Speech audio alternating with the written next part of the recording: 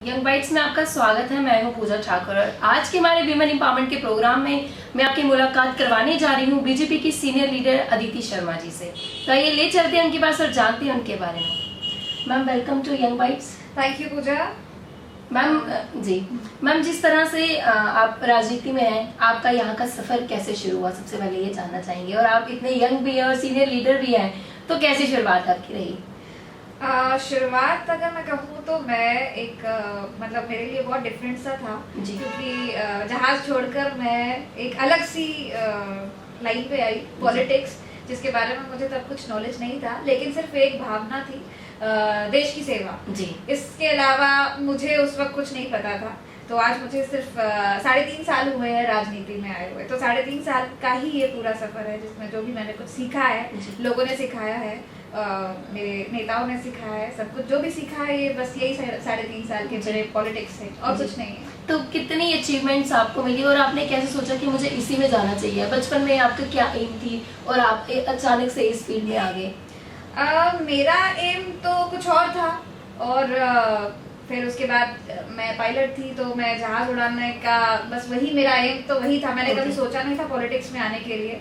But जिस तरीके से मोदी जी जब आए, तो जो उनका मतलब तरीका था, मतलब पहली बार पता चला हमें कि पॉलिटिक्स क्या होती है। इससे पहले अगर आप देखें ना, तो यंगस्टर्स इतने प्रभावित नहीं होते थे पॉलिटिक्स में, लेकिन अचानक से एक ये 2014 में कुछ अलग सी एक मैं कहूँगी रेवोल्यूशन आया पॉलिटिक्स में, और हर कोई आप अब देखो कि स्कूल्स में बच्चे और कॉलेजेस में लोग पॉलिटिक्स को बड़े पॉजिटिवली ले रहे हैं। वो जो डर्टी पॉलिटिक्स जैसे पहले बोलते थे, ऐसा नहीं है। अब पॉलिटिक्स को एक देश सेवा की तरीके से मतलब लोग लेते हैं। सोशल एक्टिविटीज भी आप काफी करती हैं, तो कौन कौन सी सोशल एक्टिविटीज आपके द्वारा की गई है?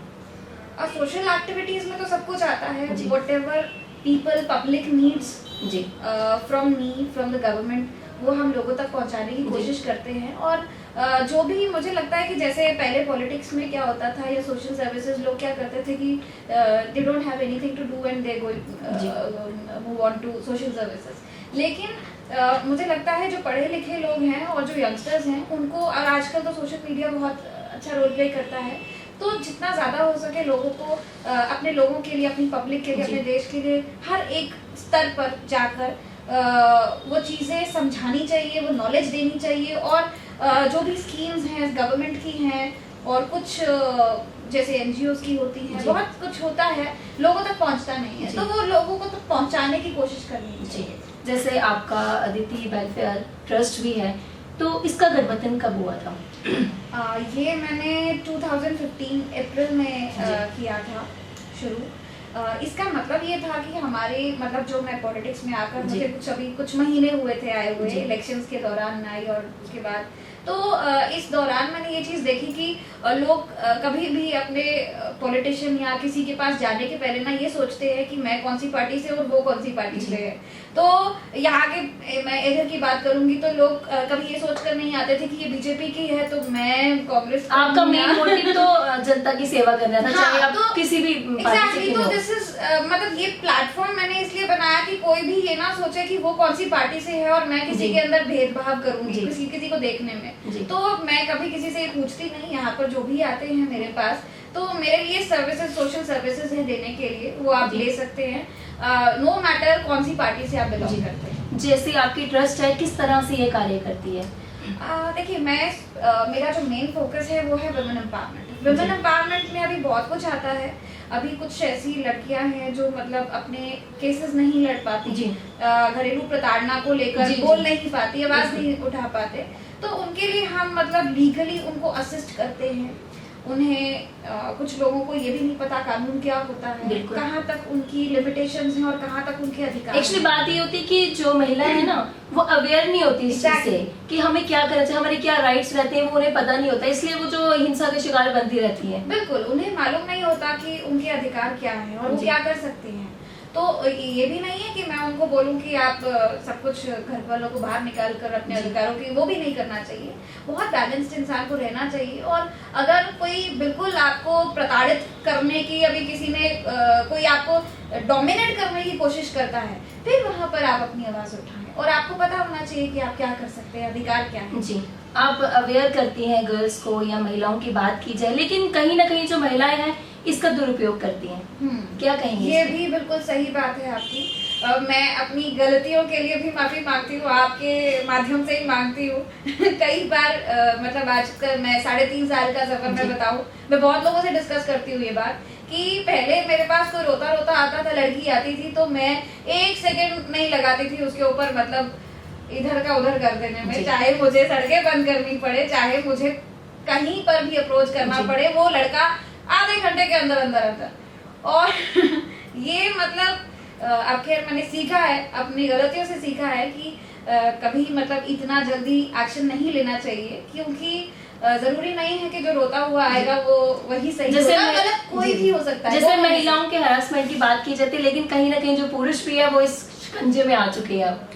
जी हाँ, वो भी है। और मैं तो मतलब अभी जो मेरे पास कोई भी आती है तो मैं पहले ही उन्हें समझा देती हूँ, क्योंकि मैं उनको यही बात बोलती हूँ कि अगर आप जो कह रही हैं वो सही है तो मैं उसे नहीं छोड़ूंगी, लेकिन अगर आप गलत हैं तो मैं आपको भी नहीं छोड़ूंगी। हम जैसे वुमेन एम्पावरमेंट की बात की जाती है, तो मैम आज के टाइम पे आपका क्या मानना, वुमेन कितनी एम्पावर्ड है? आज की डेट में अगर हम बोले तो मुझे लगता है कि ये सिर्फ कागजों में ही है एम्पावरमेंट की बात, और हम बोल रहे हैं, मैं बोल तो रही हूँ एम्पावरमेंट, लेकिन कहीं अगर आप देखो कि कुछ फील्ड्स की बात करें, जैसे पॉलिटिक्स की बात करें, कहाँ है वुमेन्स? आप दिखाइए कहाँ पर है। सिर्फ वो इलेक्शंस के टाइम पे सबसे ज्यादा जो वोट मांगने के लिए आपके लिए जो काम करेंगी वो वुमेन होंगी, लड़कियां होंगी, औरतें होंगी, महिलाएं होंगी, और सबसे ज्यादा उन्हें दिल से पता चाहिए कि हमारा नेता कौन होना चाहिए, ताकि हमारा घर कैसे चलेगा, आगे हमें क्या क्या चीजें जरूरतें हैं। लेकिन जब बात इलेक्शंस की आती है या मतलब कहीं चुनाव की बात आती है तो वुमेन्स को कहीं, आप देखिए हमारे मेंबर पार्लियामेंट में, अगर आप देखिए वहाँ पार्लियामेंट में देखिए वहाँ कितनी मेंबर्स हैं औरतें। और अगर आप जम्मू कश्मीर की बात करें, एक भी आप मुझे बताइए किसने इलेक्शन किसने लड़ा? कश्मीर में ठीक है किसी ने लड़ा, लेकिन जम्मू में अगर आप देखें, एक बताइए किसने इलेक्शन लड़ा है? कोई लड़की नहीं। ऐसा कैसे हो सकता है कि मतलब आपके पास कोई लड़की ही नहीं है इलेक्शन लड़ने की, कोई औरत ही नहीं है किसी भी पार्टी के पास? रूरल एरियाज की बात कीजिए, जो महिला है वो आगे आने में हिचकिचाती है, क्या कारण मानते हैं आप? हिचकिचाती ही नहीं है बेसिकली, लेकिन उन्हें मालूम है कि जैसे जो मैं कहूँगी कि हर तरह इसमें आपको दोनों वर्गों को लेकर चलना पड़ता है। अभी अगर मैं आदमियों की बात करूं, पुरुषों की बात करूं, तो वो उन्हें जब तक खुद आगे नहीं लाने के लिए सोचेंगे तब तक ऐसा कभी नहीं हो पाएगा कि लेडीज आगे आ पाएंगी, महिलाएं आगे आ पाएंगी। और जैसा आप कह रहे हो, झिझकती नहीं है, वो चाहती हैं कि वो करें, लेकिन उन्हें वो जगह नहीं मिलती। उनके लिए कोई अब कहते हैं कि 33% आपको रिजर्वेशन मिलेगा, किधर है 33% रिजर्वेशन? Where is that? ये सिर्फ कागजों पत्रों की बात है, ये हम कब सुन रहे थे, और आज तक ऐसा कुछ भी देखने को कहीं नहीं मिला। वैसे 33% नहीं होना चाहिए, क्योंकि 50% होना चाहिए। जब आप बराबर का मांगते हो तो फिर बराबर ही दो, तो फिर 33% क्यों? 33% कौन सा आंकड़ा है? ये कहाँ से, मतलब कौन सा लकी नंबर है 33%? एम्प्लॉयमेंट की बात की जाए, जब भी कोई जॉब्स के लिए निकलता है तो ज्यादातर कश्मीर वालों को ही अपॉर्चुनिटी मिलती है, क्यों? अब ज्यादातर कश्मीर वालों को, अब कश्मीरियों से बात करो ना तो वो बोलते हैं सब कुछ जम्मू वालों के पास जाता है।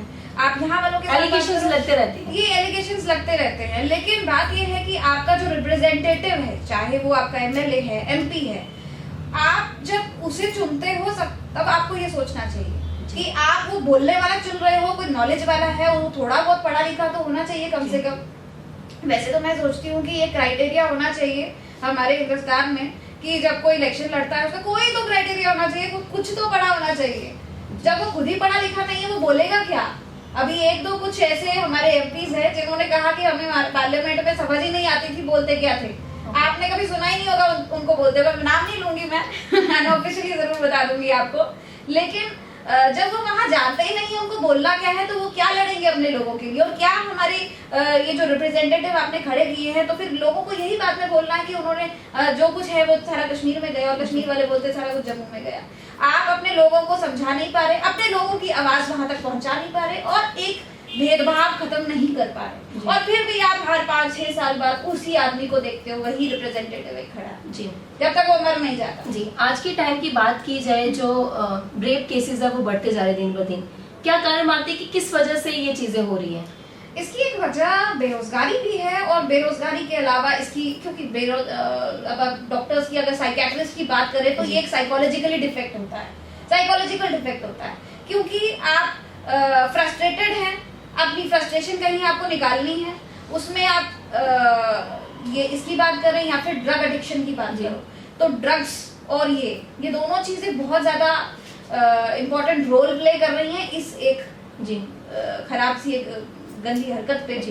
तो और इस ड्रग्स के कारण जो है छोटी छोटी बच्चियां भी इसका शिकार बन रही हैं। बिल्कुल, और मैं ड्रग्स में ये भी कहूंगी कि जरूरी नहीं है, मैं सिर्फ लड़कों की बात नहीं कर रही, लड़कियां भी शामिल, दोनों इसमें शामिल हैं। लेकिन इसमें कहीं ना कहीं हम लोग भी इसके जिम्मेदार हैं, उनके घर वाले भी जिम्मेदार हैं। वो ये सोचते हैं कि किसी को पता नहीं चलना चाहिए हमारा बच्चा, अगर उनको पता चल जाता है तो ये नहीं सोचते कि ये एक बीमारी है, इट इज अ डिजीज, ये कोई गुनाह नहीं है, इसको ट्रीटमेंट की जरूरत है। आपको क्या मानना है कि इसे कैसे रोका जा सकता है? किसे? ड्रग्स की बात कर रहे हैं तो ड्रग्स के लिए सबसे पहले मैं कहूंगी, जैसे हम लोग ये सारे चल पड़ते हैं रोज, कोई रैली निकाल रहा है, बाइक रैली निकाल रहा है, कुछ रैली निकाल रहा है, समझा रही हूँ मैं आपको, जितनी मर्जी समझा दूं, कितनी भी आपको ये डेफिनेशंस दे दूं, चिट्टा क्या होता है, ब्राउन शुगर क्या होती है, ये क्या होता है, इससे क्या होता है, मुझे नहीं लगता इससे कोई फर्क पड़ेगा आपको बताने के, क्योंकि मुझसे ज्यादा छोटे छोटे बच्चे जानते हैं कि क्या होता है। तो वही आप भाषण देते रहे, रैलीज निकालते रहे, उससे आपको कोई फर्क नहीं पड़ेगा। इस वक्त जरूरत है यहाँ पर एक एडवांस्ड रिहैब सेंटर की, जो यहाँ कहीं मौजूद नहीं है। जो है वो मुझे लगता है वेटरनरी हॉस्पिटल से भी बदतर है। उसकी हालत ऐसी है कि वो ऐसे लगता है जैसे कोई तबेले में आप आए हो और जानवरों से ज्यादा घटिया सुलूक किया जाता है यहाँ पर। और इस एक ये बीमारी, अगर आप मैं बात करूँ ड्रग्स एडिक्शन, जो बच्चे चले गए हैं इसमें, उनको एक बहुत ही अच्छे ट्रीटमेंट की जरूरत है, जिसमें मतलब अभी आजकल मैं आपको बताऊं, होम्योपैथ अमेरिका ने निकाला है कि होम्योपैथ में पूरा 100% इलाज है। जो हम कहते हैं चिट्टे का इलाज नहीं है, वो सीधा डेथ बेड पर लेकर जाता है। चिट्टा इज समथिंग केमिकल ड्रग, तो लेकिन होम्योपैथ के पास इसका भी इलाज है। सरकार इसके ऊपर थोड़ा सा ध्यान देगी, कोई भी सरकार, चाहे सेंटर की हो चाहे राज्य की हो, वो अगर थोड़ा सा ध्यान देगी और लोग भी इसमें थोड़ा सा इंटरेस्ट अगर लेंगे तो ये इरेडिकेट हो सकती है पूरी तरह से। हमारे माध्यम से जो भी दर्शक आपको देख रहे हैं, क्या मैसेज आपकी तरफ से? लोगों के लिए मैं मैसेज सिर्फ इतना देना चाहती हूँ कि पॉलिटिक्स को आप नेगेटिव मत लीजिए। और कुछ लोग ऐसे सोचते हैं कि बच्चों को अपने पॉलिटिक्स में, यंगस्टर्स को आने नहीं देते, कि पहले कुछ और काम कर लो उसके बाद में देखना।